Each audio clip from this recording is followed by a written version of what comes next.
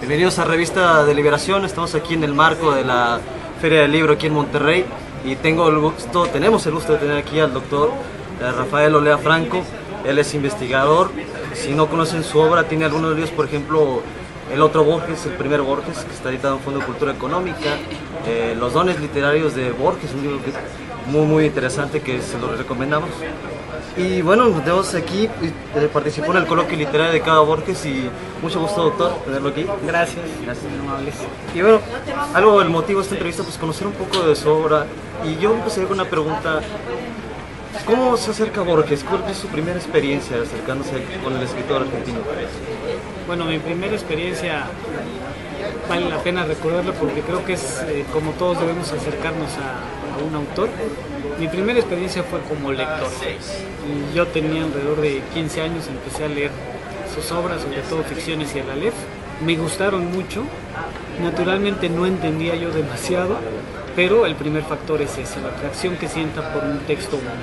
Después, al hacer mis estudios en el área de literatura, en algún momento decidí enfocarme hacia la obra de Jorge Luis Borges y ya la empecé a estudiar analíticamente, y como sabemos, el acercamiento analítico es distinto del que es meramente fruición literaria, es decir, del que es puro gusto, y la idea fundamental era descubrir algunos aspectos de su obra que no estuvieran trabajados por la crítica. Ya para ese momento había una buena cantidad de crítica literaria sobre la obra de Borges, y por esta razón surgió el libro que usted mencionó, El otro Borges, el primer Borges, que es un estudio sobre todo del primer periodo de Borges, es decir, aquel en que todavía no ha escrito los textos fundamentales de la década de 1940, que son ficciones y el Aleph, sino más bien lo que había escrito originalmente en la década de 1920.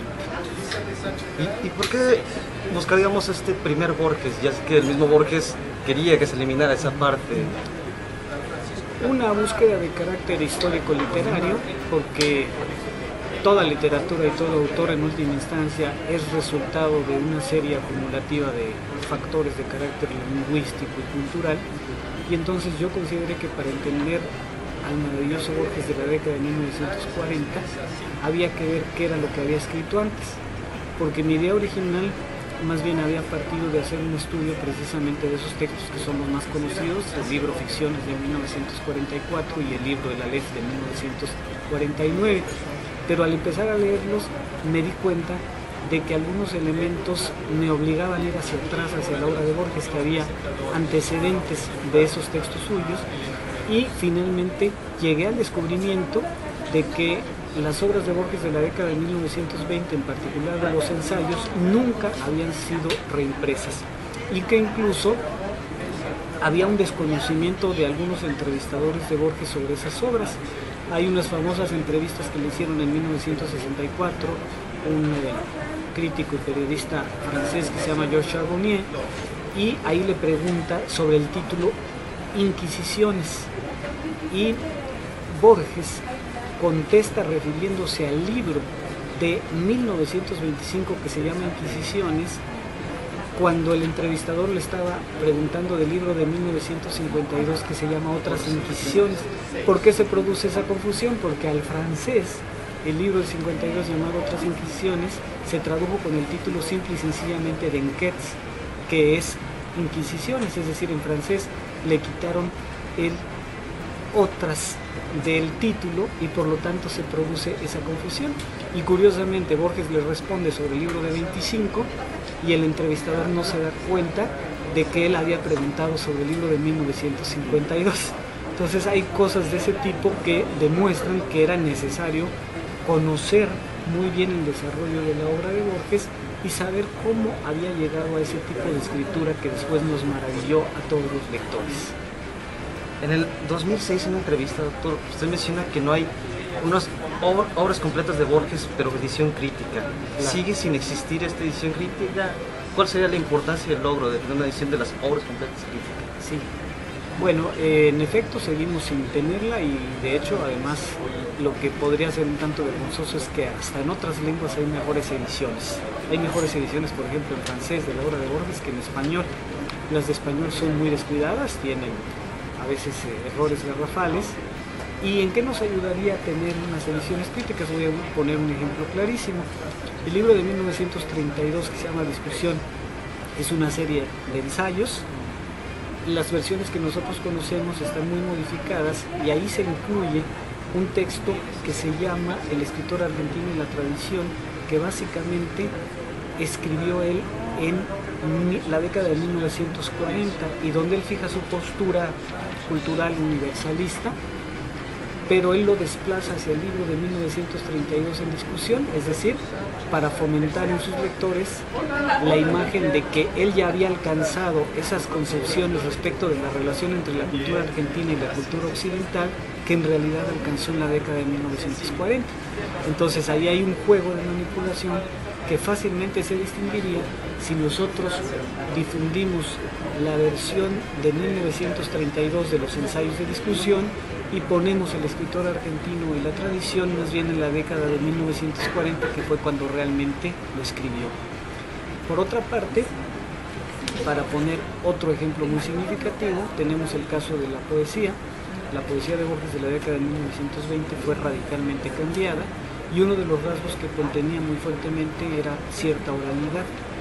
Es decir, Borges en los poemas intentó representar cómo hablaban los porteños, como se les dice a la gente de Buenos Aires. Y entonces tiene expresiones muy directas y muy coloquiales e incluso el voceo. Hay un poema que dice: Calle Serrano, vos ya no sos la misma de antes. Eso Borges después lo modificó y entonces ya no aparece el voceo. ¿Qué sucede cuando olvidamos esto? Que de pronto alguien puede venir y tomar algún poeta posterior a Borges y decirnos: el primero que hace estos usos en la poesía es este poeta. Y se olvida de que Borges ya lo hizo en la década de 1920. Pero naturalmente, mientras los textos no estén disponibles, pues no sabrá la gente que eso existe. Por ello creo que vale mucho la pena tener una edición de las obras de Borges que sea de carácter crítico y que nos muestre la evolución de su escritura. Ya para ir terminando en esta entrevista, doctor, me gustaría preguntarle una pequeña curiosidad. Borges como anónimo, ¿se imagina Borges como un anónimo futuro? Bueno, Borges jugó mucho con esa idea, incluso bromeó con ella. Él recordaba en uno de sus textos que en la década de 1920, y si no me falla la memoria, fue más o menos como en 1922, propuso a varios amigos que editaran una revista anónima, una revista en donde los textos aparecieran sin nombre de autor, que fuera la pura literatura. Y bromea él diciendo que nadie lo siguió, que todos querían reconocimiento y querían ver su nombre impreso al lado del ensayo, poema o cuento que saliera publicado, pero la idea partía de algo que él desarrolló después con mayor profundidad, de que las obras culturales son en última instancia el resultado del espíritu humano y que la mejor historia de la literatura que se podría hacer es aquella que omitiera los nombres de los autores, ¿no? Es decir, que tuviéramos los puros textos para poder disfrutarlos y entenderlos de manera más directa. ¿Algún proyecto futuro que tenga, doctor, de investigación?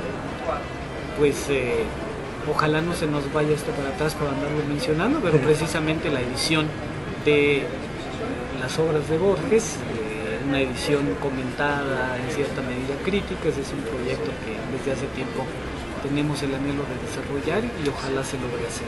Sí, ojalá se logre. Muchas gracias, doctor, por esta entrevista. Gracias.